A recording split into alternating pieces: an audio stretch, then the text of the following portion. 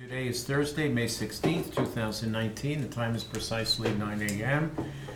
I'm calling this meeting to order. And Rand, why don't you lead us in the pledge? How's that? Happily.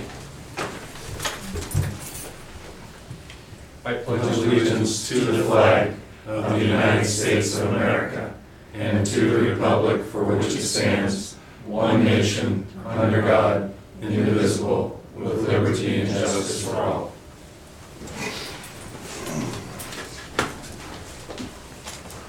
Okay then, so this is, we have a few deliberations this morning, and I'm polling for conflicts of interest. Do we have any? No. Hearing none, we're moving on. Attending of Commissioners Duncan, Brooks, and Filios. Director Callahan, would you like to make any comments before we begin? We're fine to proceed, thank you. Okay, so our first item for deliberation, therefore, is case number CUP 18-0006, a request by Alan Schumacher, St. Herman of Alaska Skeet. Vlad? Good morning, Thank you. Commissioners. I will be the planner presenting the case for you this morning. Thank you for introducing the case number and the individual's name. The subject request is located just west of City of Rathdrum, north of Highway 53. It's a 22-acre parcel of land, zoned agricultural suburban. It is currently landlocked. It is surrounded by parcels that are owned by the individual in question requesting this CUP or their family members.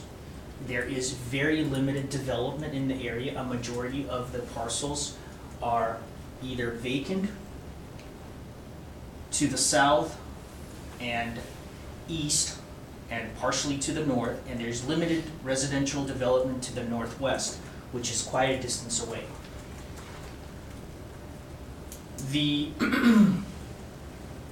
The subject parcel, as you can see, is fully surrounded by agricultural suburban zone. There is industrial zone to the other side of Highway 53. There is rural zone to the north, some parcels away. The comp plan designation is country, and based on a review of the goals for country designation, the proposal is not in conflict with those guidelines.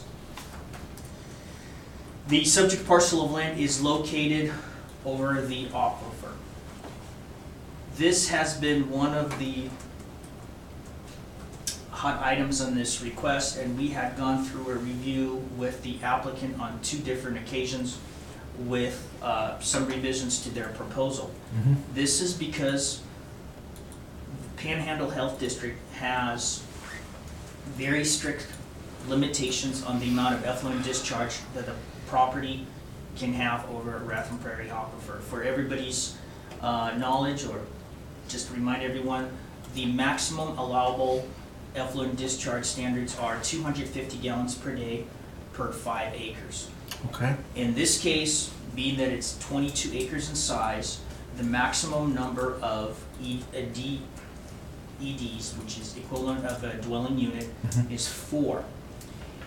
The applicant, in this case, proposing as you stated, it is a conditional use permit for a place of worship for the Alaska Skeet, for the Herman of Alaska Skeet. And the Skeet is defined as a monastic community in Eastern Christianity that allows relative isolation for monks, but also allows for communal services and safety of shared resources and protection.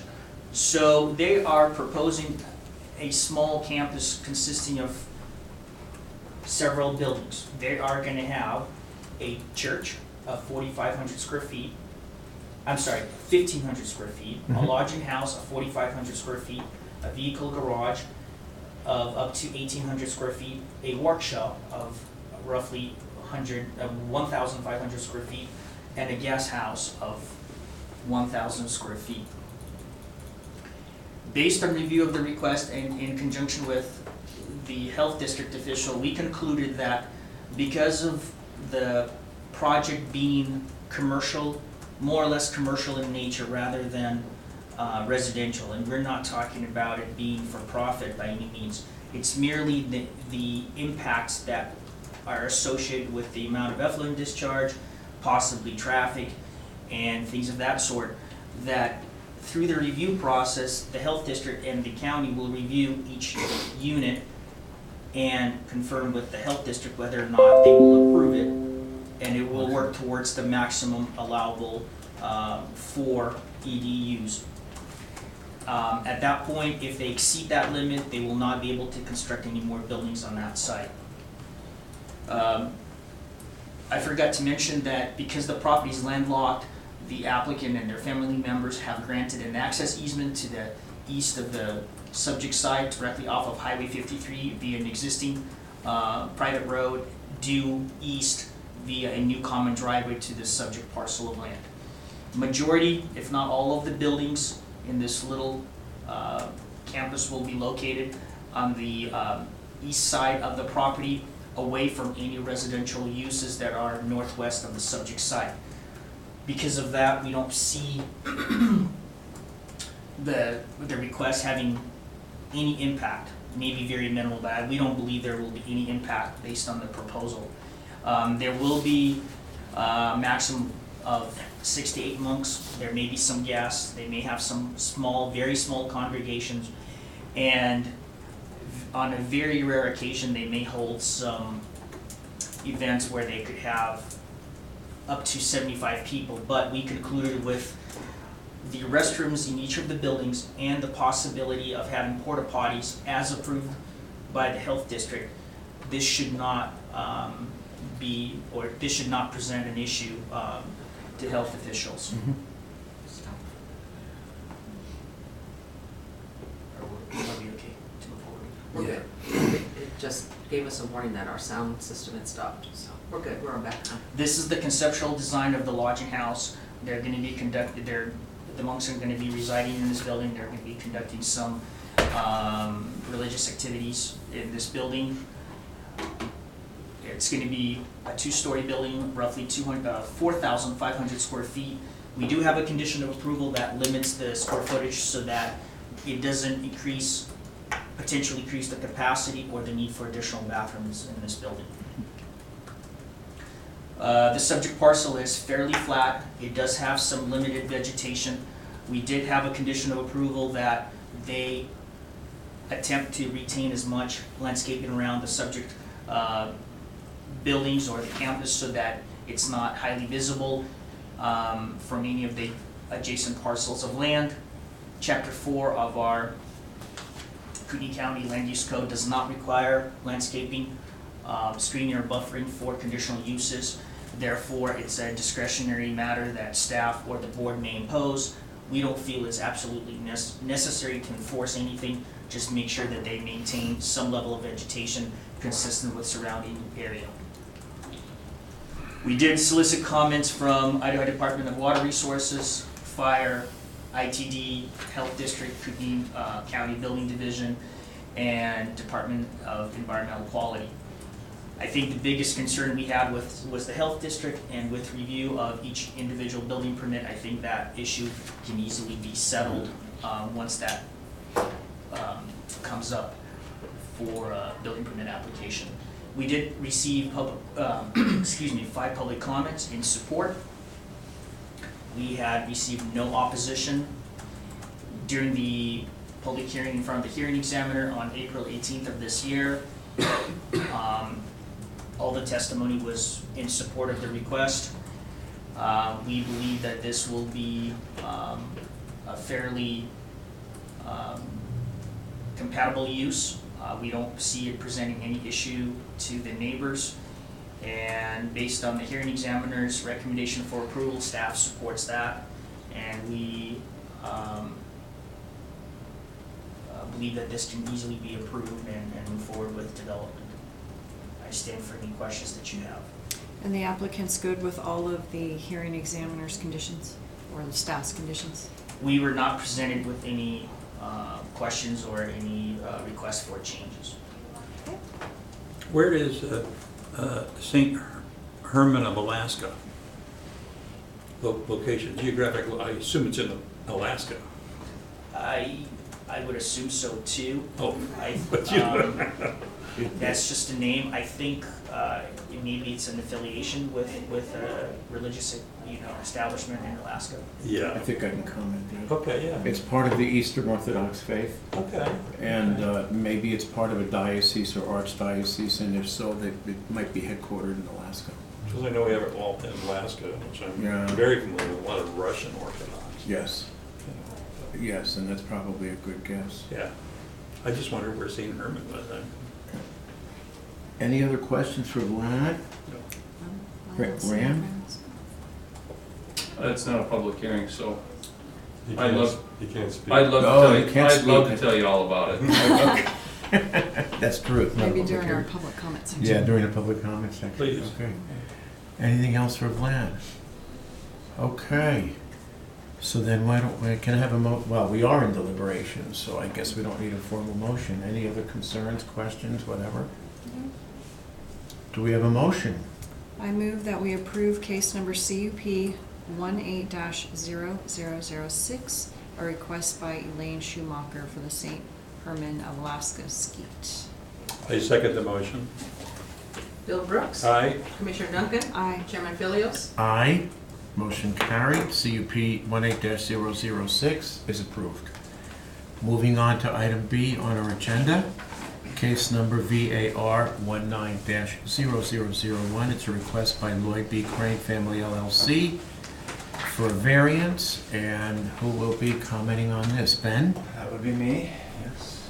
Good morning. Good morning. Get set up real quick here.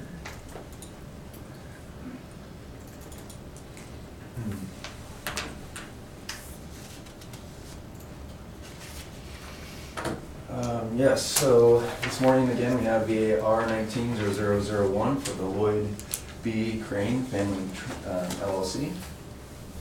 The request is for a variance to both 10-foot side yard setbacks, which is 3.5 feet to the north side and 3.81 feet to the south side. There is an existing structure on the site which was built prior to the county having setback regulations, so therefore the structure is non-conforming in that regard.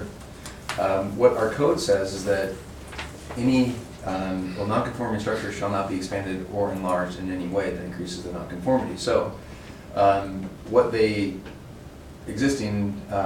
structure existing has a 2x4 rafters, and they would like to at least make some improvements to bring the structure more up to current code. But even with an increase in the height of the 2x10 rafters, they would technically, according to our code, not be able to do that because it would be expanding the nonconformity within the setback area. So they also are wanting to increase the height of the third-story attic, which is currently about 5 feet in height. It's pretty small. They use it for storage and the sleeping porch. They want to increase the height of it to also make it more habitable. Okay. So they say how much to how much?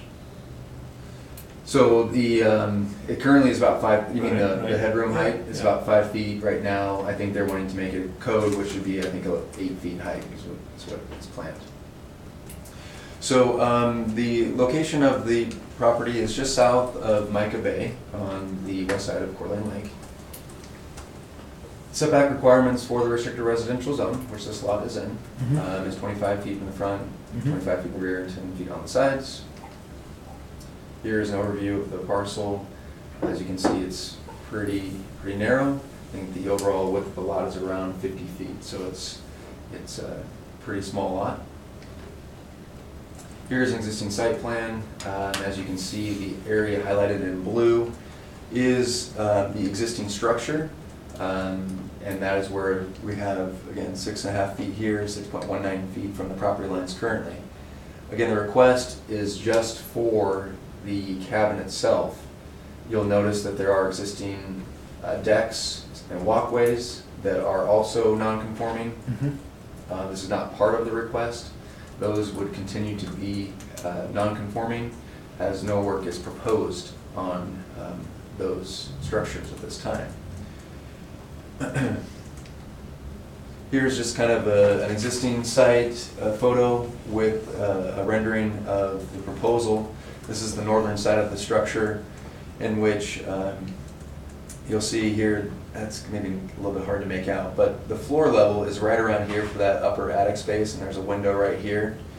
Again, this would just increase the height of that upper level. The existing footprint is not changing, so it's essentially just a vertical improvement. Here is this picture and rendering of the southern side. Again, you'll see how that is anticipated to look. Here's a picture kind of on both the southern side and the northern side of the property, just to give you an idea of what it looks like on that side. The application did go to agencies. Nobody had any objections. Panhandle Health District just had a limitation of 3 bedrooms or less, which the applicant is prepared to comply with. No comments from IDL. Building Division just had normal comments with regard to building code. I will mention to you that the applicant has applied for a location permit, essentially vesting them under the opt-out program. And so the HE recommendation came back, there is a condition of approval of investing them for that use should they continue with the location permit. We received 4 public comments, 3 of them in support, 1 of them was neutral. Just again, the variance criteria for approval is that undue hardship exists because of the characteristics of the site. Granting the variance will not be in conflict with the public interest, and the variance is the minimum necessary. The HE recommendation did make those findings, that an undue hardship exists, that it is not in conflict with the public interest, and that it is the minimum necessary. And if you have any questions, I'd be happy to address them. Any questions? None. I have one. What's the basis for the undue hardship? The hardship is with the slope considerations of the site. There is some slope there, and for reasons why the applicants have owned the property, I believe, since around the 50s. When they decided to build the structure, because of the slope, they wanted to minimize the disturbance, and so put it a little bit further back off the lake, but then also concentrated the development in a certain area, again, not having to develop further back into the hillside. So in order to, I guess, really make the necessary improvements, disturbance could go back into the hillside, which would cause more of a disturbance, and it is, because it's an existing structure, there really isn't any impact to the property itself by going vertically. It's not, again, increasing the footprint, so that would be the hardship. It's steep, it's the easy takeaway, But I'm sorry, go ahead. I just said and and narrow. Narrow, yes. They're narrow, but if they're going up vertically, I'm trying to relate that to the hardship. The slope to me is a secondary consideration here. Correct me if I'm wrong. Mr. Chairman, David Callahan, Community Development Director. The starting point for any variance is there must be a hardship. Right. A hardship cannot be self-imposed. In this case, it's physical in nature, which is what the hardship demands. The law requires a hardship. In this case, the hardship is steepness. It's unduly steep. You can't build on it in other places without creating a nightmare for the neighbors. Keep going. And so, because the code doesn't allow you to, as Ben started off, to do an increase in nonconformity, it needs a variance. Okay, fair enough. Okay, fair enough. Now, I'm a really stupid question. Which way is the lake? It would be down this direction here, so. Okay, where the arrow is pointing down there is the big one, the front setback. Okay, and how far is it from the lake?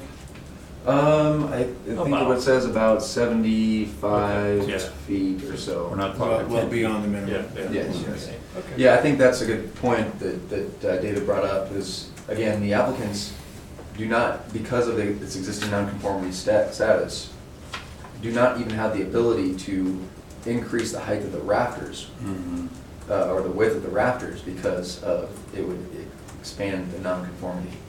And so even just by doing that, it would require a variance. Yes, good point, very good point, okay. Thank you. Yeah. Back to the ordinance, okay, good. Okay, anything further? Motion? I move that we approve case number VAR 19-0001, request by Lloyd B. Crane Family LLC. I second the motion. Bill Brooks. Aye. Commissioner Duncan. Aye. Chairman Helios. Aye. So CAR, number VAR 19-0001 is approved. Moving on, which is item D. Item C is stricken from our agenda. Item D, case number MSF, thank you, 19-0003, Lone Mountain Estates, 3rd edition, Phase 2. Ben? Yes, again, this is Ben Tarbutton, if you can't find the record, MSF 19-0003 for Lone Mountain Estates, 3rd edition, for JT Holdings LLC. The project site is up to the north off of Ramsey Road. The applicant is requesting a second phase to Lone Mountain Estates 2nd edition.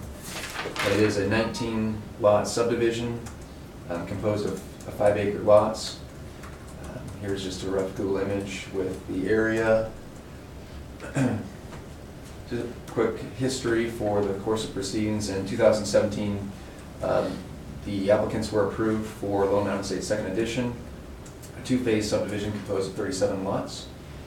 The first phase, which is Lone Mountain Estates 2nd edition of 18 lots, was recorded on December 18th, December of 2018. We, of course, now have an application for the second phase, which is Lone Mountain Estates 3rd edition. Received the application on April 22nd, bringing it here before you, of course, for your deliberations. The recommendation was submitted to the board on May 9th. Here it is, the preliminary, the plat as proposed. Again, the 2nd edition one was recorded in 2018, is right here. This is essentially an extension of Massif Road to Ramsey Road, and then these are the 19 lots as part of the second phase. It's kind of hard to make these out, but these are the required findings that are in the recommendation of staff. So you will see them there. It might be a little bit easier to read, which staff does find that they have met all the required findings and have met all of the conditions of approval. We've worked with the applicant, and they are prepared to either meet all the required conditions of approval at the time of plat recordation, or have already done so with the agency review. Sounds like you have experience with this organization, and they. Yep, they've had a number of phases, I would say, a number of different plats in this area. I believe this is either over their master plan, and they may have more phases in the future, I don't know, but I think this is the 4th subdivision. But no problems. No, the only thing we have is a bond that we have taken for the water testing. They have completed the infrastructure. It just needs to be pressure tested and bacteria tested, which we have a completion bond for. And stop a minute. The Oh, system sorry. stopped again. We'll just briefly recess. Okay, it's back on. Resuming. Okay. I don't know how much you want me to You rewind. were good, a couple sentences, you were good. Okay, so the applicants have a 150% completion bond for the completion of the water system. The water system is, the infrastructure is complete, they just need to do the bacteria and pressure test. And so they've submitted a bond for the test. Who's the developer? JT Holdings LLC is the project, the property owner. I believe, I don't know if Big Sky Development, is it Big Sky? Like Big Sky Corp. Big Sky Corporation. Okay. Any other questions? None? Motion. I move that we approve case number MSF 19-0003, Lone Mountain Estates, 3rd edition, phase 2. Second the motion. Bill Brooks. Aye. Commissioner Duncan. Aye. Chairman Philios. Aye. Motion carried. So this takes us to item 6 on our agenda, which is a signing of case number VAR 1-0009, a request by Patrick Magana for a variance in the restricted residential zone. Do we have a motion to execute the order of decision? I move that we execute the order of decision for case number VAR 18-0009. I second the motion. Bill Brooks. Aye. Commissioner Duncan. Aye. Chairman Philios. Aye. That concludes the signing segment. So moving on to, well, why don't we wait till we execute the signing and then we can move on.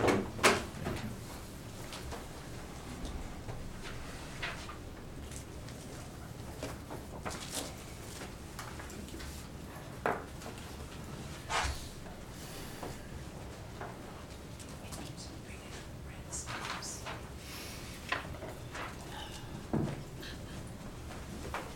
Thank you. You're very welcome.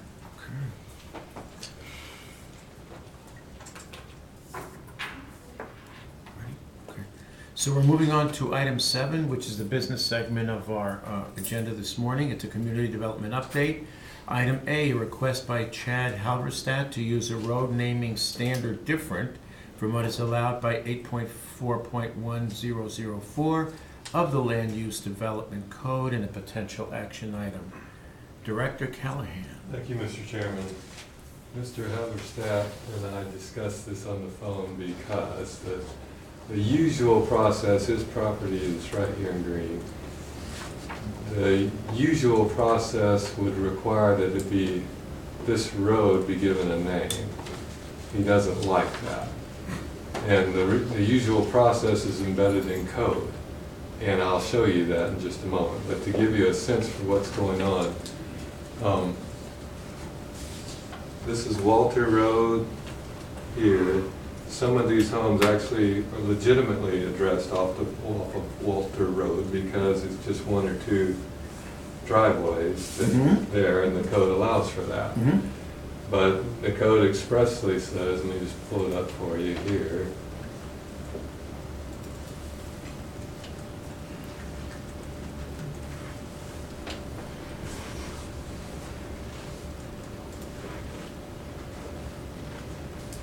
What you see highlighted in yellow.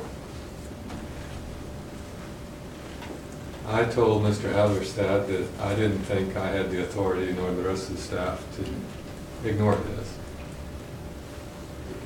It angers him. And so I just said, well, the only option I know is I can have this discussion with the board, see if they're willing to overrule. What was his me. rationale for not wanting a name? I'm sure that came up during the discussion. That the authorities know, emergency responders know where he is and know this road, and they should be just fine working off of this East Walker Road address. Thank you. Thought this read better. When I put this in here, I thought I could enlarge it better. But oh, thank you, man. I guess I'm confused.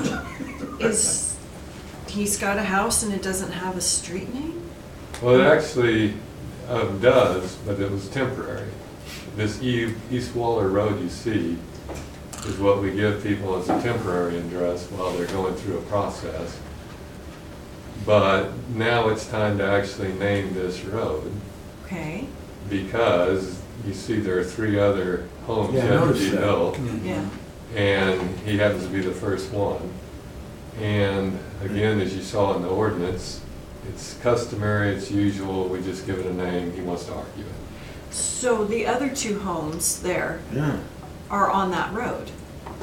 On the East Waller. Where do Yes. they get their, where do they get their mail? But that's, in this case, this is just 2 homes, so it's not 4. You remember what you saw in the ordinance is Yeah. 4, 3 or more? Yeah. Yeah. Okay, okay. So these are perfectly fine. So would this one right here be fine? You see Okay. where the arrow's going? Yes. Okay. And this one would be fine. You see that little brown, that means he's already addressed. These two are addressed. Here, and that's what I meant by I assume this is a temporary address. Here, it's time to give him a new address, and the reason it came to my level was the staff had told him appropriately what you saw on the screen, Right. and he wants to argue it. And I don't feel comfortable ignoring the law. It's not my rule. I don't understand what his argument is, though. Why doesn't he want a name? As I understand it, it's because it's silly. Silly. That East Waller Road ought to be good enough. Any person can stand right here, in his view, and see where his home is. So there's no reason to give this a name. Except it's on Hmm? But I guess, the countervailing viewpoint, the literal argument I had with him on the phone, not a mean-spirited one, just in the dictionary sense, that our service providers, meaning our emergency service providers, are accustomed to our road naming standards, which have not changed for a very long time. They're expecting roads like this to have a name.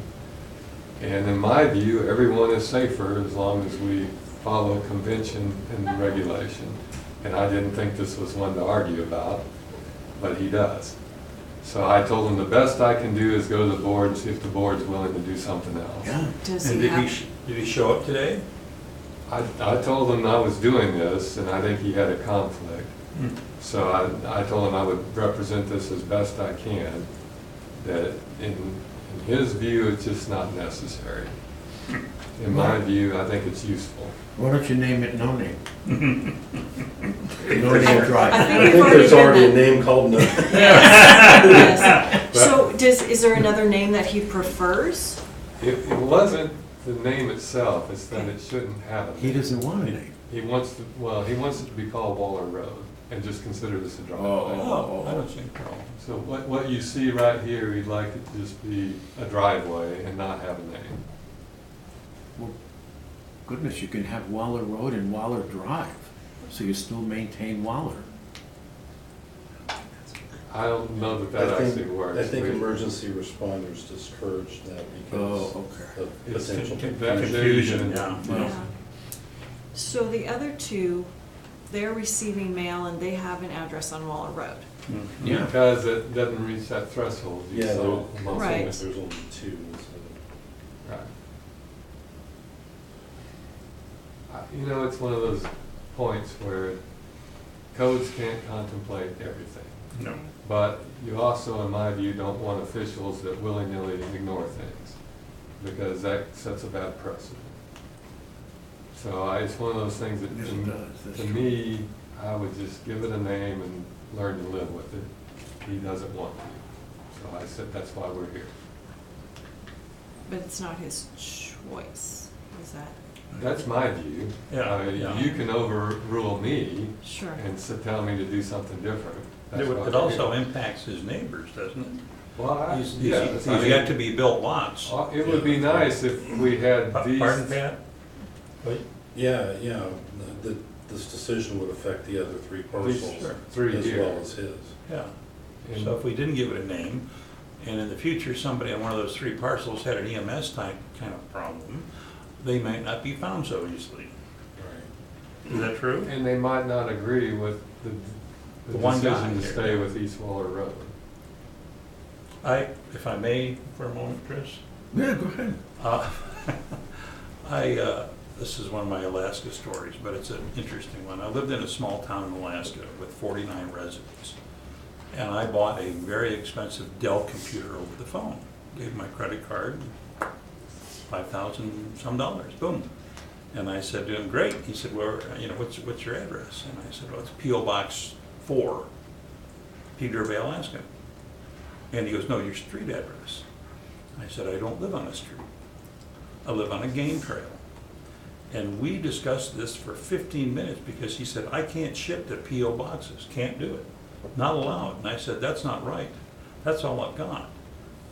And I said, you could send it to the new, and it wasn't a racist thing because all my neighbors were Athabascan Indians. And I said, you could send it to the new white guy. No, you could send it to the white guy in Pedro Bay.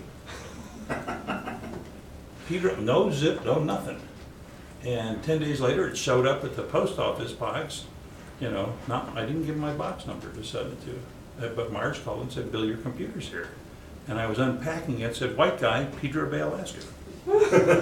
Now, that's extreme, but I believe that streets should have names, and I appreciate people wanting to live rural and be, quote, off the grid or off the whatever, but I'm sorry, he moved into the grid. And we have conventions for naming roads. So I'm sympathetic, but not to the point of changing or overruling code. I actually have to agree. I guess I just don't understand the reason. Yeah, it's perplexing. I'm still with you, Yeah, I Leslie. mean, what does that mean? Is things as taxes won't go up? I mean, I don't understand the reason I'm why. not entirely sure this is rational. Okay, because if he doesn't like the name, I changed the name, my husband and I did when we moved here. Changed the name of our road. Again, it wasn't the issue of Right, a the name. name, Yeah. right. It was that he wants Waller Road, and I don't have that authority. I have to give it a new name, as you saw in the, because this is 4 lots. So this little road would Why has is to it have that a name. Waller Road can't remain? Well, this is Waller Road. I understand that. Okay. And this needs to be named so that his address comes from this point, not this Well, point. why can't we name it Waller Road? You mean just extend it to Yeah, Waller Road? yeah. That I hadn't thought of. I'll talk to IT and see. Well, I think that's a good idea, to just run that baby out and to the end and call it Waller Waller Road. Road Court.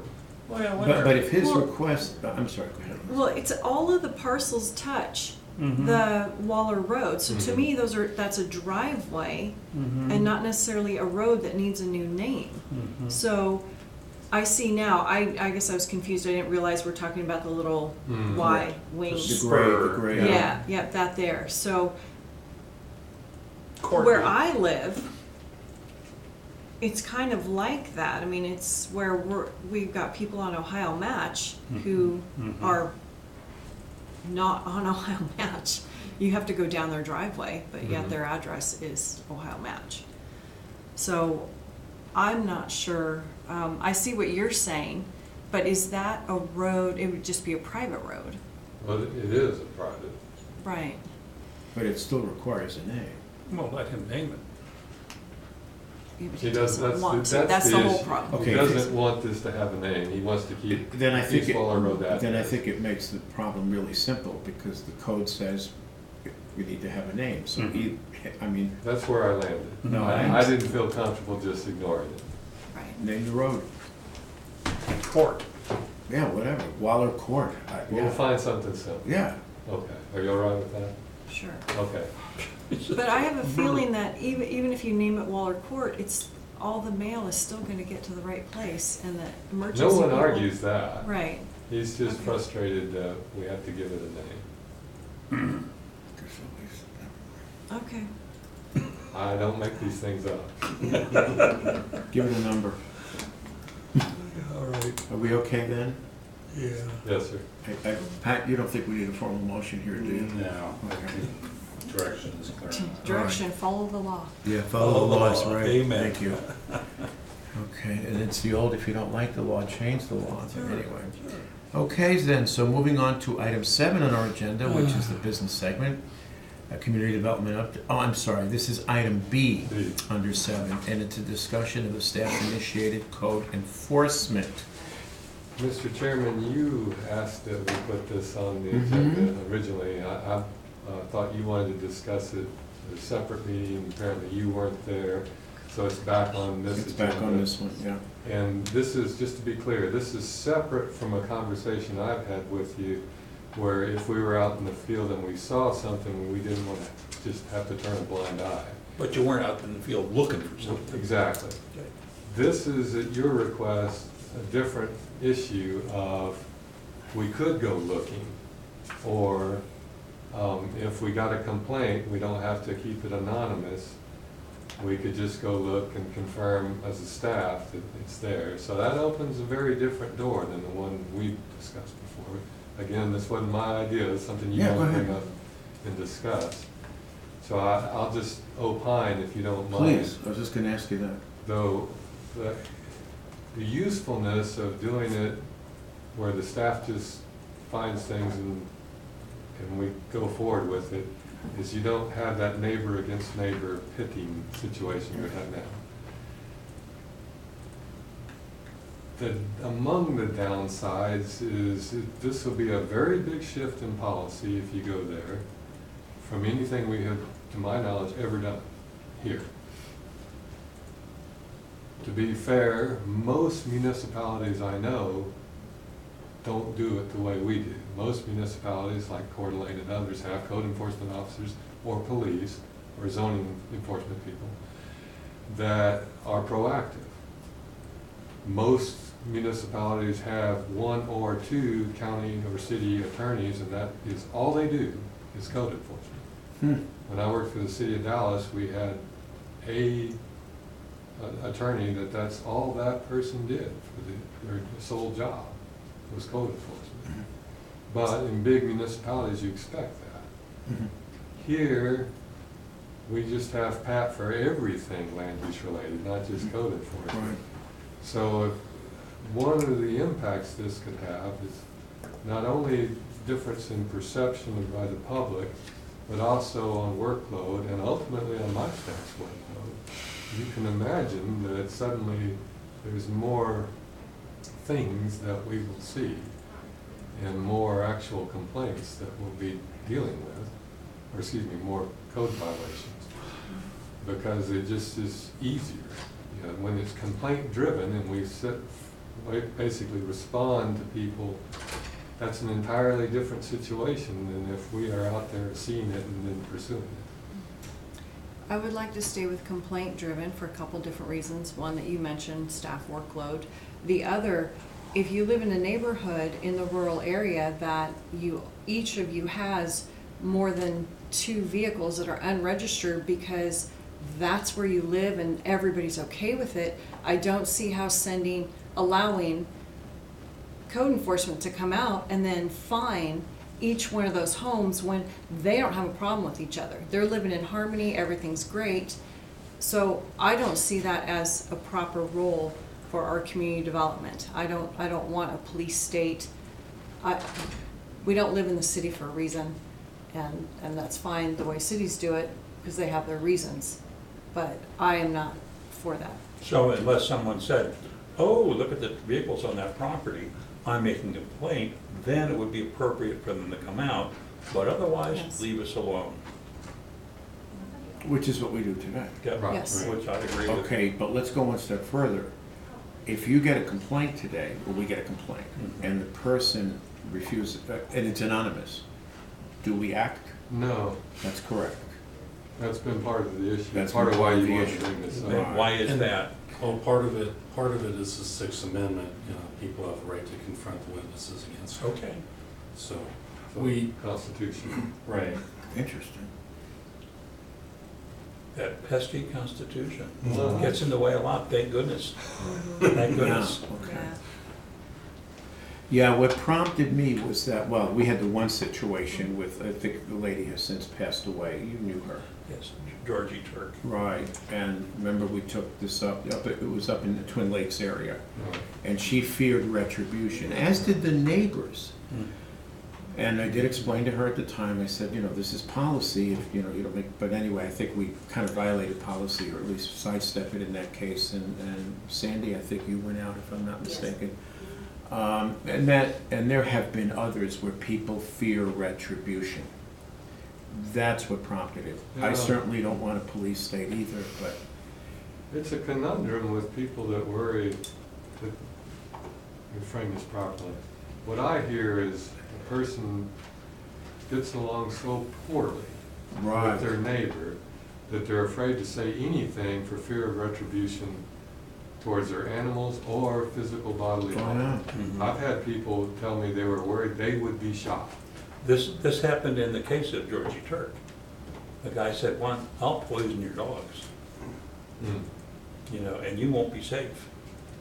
And I So- said, Georgie, you will be safe. The county is not gonna let this guy do that.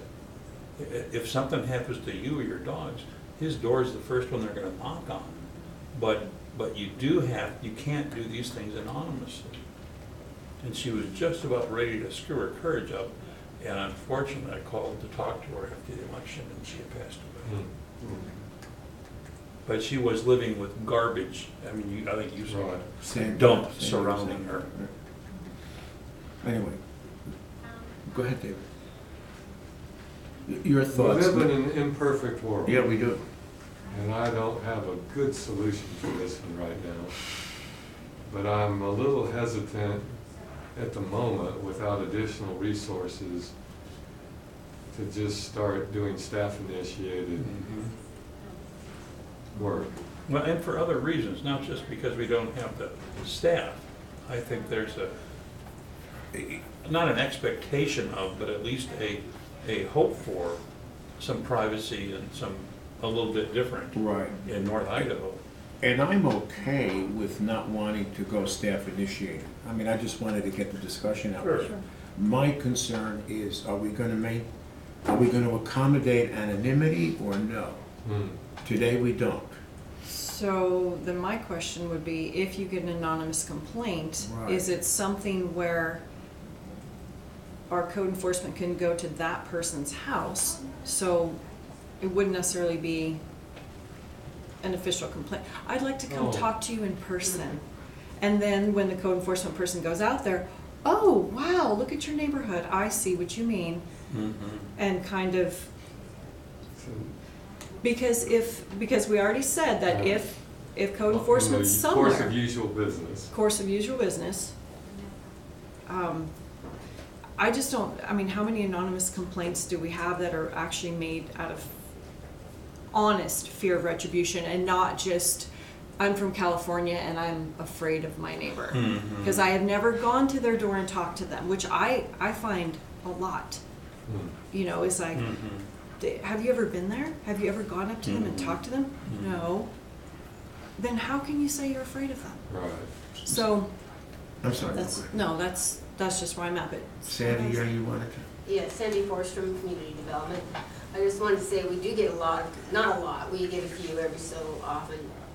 Normally the complainants' names, they're not real, their addresses are not real, and Oh. they never include a phone number. So on those, we know they're anonymous because we've looked for the names, we've looked for some sort of address and phone number and can't find anything. So these are people that have called and left a message? No, actual complaint sent in with no address. On paper? Fake addresses, yeah, fake complaint forms submitted. And you don't act on it? We don't act on them, no. You can't. Because a lot of times I have questions for these people is, and you can't reach anybody, so we've not acted on them, no. Now, when you go out, I don't know the answer to this, I really don't. When you go out and you see Georgie and you go, okay, I've got pictures of what was out there, I still do. Yeah, we did too. Yeah, and On it wasn't Sandy good. Brook. But you go to the neighbor and go, what's going on? I mean, I'm not giving you a summons or a complaint, I just, If they're available, yes, as long What's as, going on? if there's no trespassing signs, no, of course we yeah, don't. right, but this is an If it's just a house that we can walk up to. informal, off the record, Yes. can't we all just get along kind of visit? Yep, we received a So- complaint, can we discuss it with you, and, Yeah, that's all, We that's do. all. And we try to contact them by phone if, prior, most of the Yeah. time, so it's not just a surprise to them, because that's upsetting to people when we come out as a 'Cause surprise. I and they don't have think nothing that's about it. wrong, but to go on his property and start going, this is wrong, this is wrong, this is wrong, no, that's bad. No, we don't do that. We Okay, just say, this is okay. what we've Okay, got a complaint about, and we Okay. talk to them, but we don't go snooping around, anything like that. good. But their number one question is, why are you here? Yes. Who called you? Who called me in? One of your neighbors. That's the No, first thing. yeah, we they don't ask. say that, we just, Or- we can't give that out. We, well, we didn't just drop by, Exactly, we received a complaint. yes. there was a complaint, and it's not a formal complaint, and we're not giving you papers or asking you to do anything, just, is there anything we can do to make this thing work better? Well, because we've had instances in the past where the people really cannot do anything because of their health or situation. They really cannot do anything about their property, and then we talked about those times where we had a work day and, Right. inmates came over and solve the problem. Mm. So approaching it to Bill's point, what's going on is, do you need help? I mean, Yeah. is there something going on here that we're concerned, do you need help? Instead of you're breaking the law. That's right. Um, Bang, bang, bang. yeah. Go ahead, David, I see you Well- pensive. The one nuance that we haven't pursued and that might help a little bit with your concern, Chris, is let me set the stage. As I understand it in the past, if we don't at least get a complaint from a real person on paper, we don't do anything. Mhm. Could a nuance be that we'll take an anonymous call Verified. and that's verified by a Okay, real okay, person, that's what- we'll say, we that's can a- determine is a neighbor, or at least has skin in the game, if you're pardon the southern. Sure, sure, sure. Southernism. And then we go look ourselves. That's something we haven't really been doing, is it? No. But would you feel comfortable with that? And then does that meet, would we pass the Sixth Amendment test where we've heard about it, we go confirm it ourselves, and then we effectively become the complainant? Yeah, then, I mean, that's just, kind of like using, police using confidential informants. The CI doesn't get up and testify typically, but, Right. there has to be some indicia, that person is credible. Right. And then, the code enforcement officer would testify to what their observations were. Certainly, they can be confronted by the Yeah. owner's attorney. So that sounds a little bit like middle ground that we haven't explored Right. before. What do you think? Would that cover the land use code that requires a written complaint? We just do our own written complaint then? Right, yeah. Okay. We would become the complainant. Yeah. Become the written complaint, Right. okay. Yeah, just like a police officer writing out a police report. And your concern is really only that particular property or property owner. You're not out there surveying the neighborhood Right. to see who else is in violation. Right. You're just out there investigating a specific. Seems like it's not Pandora's box, and what do you think? It does seem like Pandora's box Yeah. to me. Oh, okay. With I the think it would anonymous. be. Because we're gonna get that question, why are you here? Well, we received a complaint from who? Was anonymous. So that gives people a little bit of ammunition to, Say we're looking Okay. for something. to kind of pick That's- on their Right. neighbors Sure. or. And that's, I mean, it happens a lot where they're angry at their neighbor for something. And so now they're looking for some reason to Yes. use Now us they're to really get back. angry. And my whole point is, It I happens a do not lot. want to be the hammer, Right. looking That's for right. nails. That's right. That's not our role. But in the case where it's egregious, where somebody feels bodily harming, why wouldn't they go to the sheriff's? That's what I They told do. them. When they come to Okay. me, I say, call the sheriff. And that's what I suggested to her, would you call it? She said, they've been out here. I said, what'd they say? She didn't really, wasn't clear, but. And then you have to get into the question of specific threats, right? And I talked to the sheriff at that time, even though I wasn't an elected official at the time. And he just said, yeah, we're aware of what's going on up there. And I said, that's good enough for me. And I called her and I said, they're aware of it. I mean, believe me, he's been contacted. I'm sure he's been contacted. And if anything were to happen to you or your doggies, they'd go knock on his door first. So just calm, she's an older lady, so just calm down a little bit. So, it was kind of a sad, did you meet her? Georgie, yes, Yeah. many times I've talked to Georgie. Yeah. She was a great lady. Well, and the thing is, if you have an anonymous complaint and you go out there and the property is well hidden from the road, I mean, then it opens up the question of, It's not so anonymous. it's not so anonymous. Well, It's not that visible. Yeah, in this case, the property was not well hidden from the road. No. It was on both sides of the road within touching Essentially, it distance. was a subdivision. Yeah, And then, in Chris's scenario, then for our code enforcement officers, and that raises a Fourth Amendment potential problem. which is, Search and seizure. we're not gonna search or seize anything. Right. Well, it'd be a search of the property. If they're looking for the Yeah. violations. Yeah. Yeah, if it's not in plain view or That's good. somewhere where they're authorized. So that's fine. Good. I would say entertain the anonymous if it's in plain view. If you go out and investigate it, it's in plain view, you can see it from the road. you've got something. But if it's not visible, now you're entering the property and, I like the way it's going right now. I'd leave it alone. Yes. You know, as much as I sympathize with Georgie Turk's problem, I Mhm. do, because she had a real honest problem. That is so rare and so isolated. I don't want to make policy for the rare and isolated. You know, it's actually not so rare and isolated when you talk to people, because I've been involved in a couple of different waterfront organizations, and the biggest complaint that I would hear is that the county does not enforce. And the violations are obvious, they're conspicuous to people, and But we For do one enforce reason or when a another. written complaint's made. that's true. But then again, a lot of people, for fear of retribution, don't do that. And to be fair, to add to your conversation, what I hear is the environmental concern about you denude the, Oh, well, that, Lake yes, Shore. yes, specifically. and then unless someone complains, we don't do anything. That is true. We don't do anything unless someone complains. So in that way, we don't actually enforce our Right, regulations. right. So what do you want to do? You want to leave it as is? I want to leave it. Yeah, I Fine, really then, do. leave it. And I want to be, if you guys have situations, I want to be updated or told about them, so we're Sure. not going around, yeah, everything's fine. Sure. Come and tell That's us. why we have these meetings. I Yeah. know, and they're good. And by the way, I know we're not doing public comments, but I really like the presentations you all do. They are clear, concise, snappy, and well documented and researched. So when you guys recommend approval or disapproval, that's not the bottom line. That's why you bring it here. But this is something that I can read. Thank you. Glad to hear it. Thank you. Public comment?